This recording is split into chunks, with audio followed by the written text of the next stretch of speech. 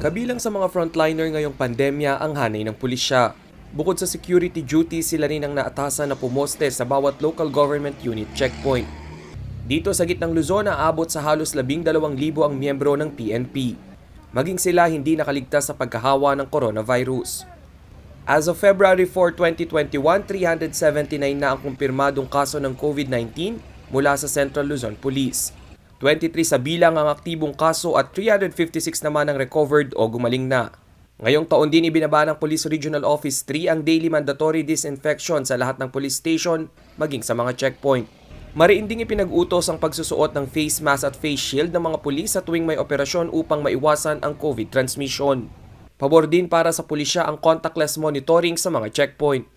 Dito sa gitnang Luzon, 2 probinsya na ang nagpatupad ng QR code checking kung saan online na ang pagpaparehistro ng travel at health declaration form.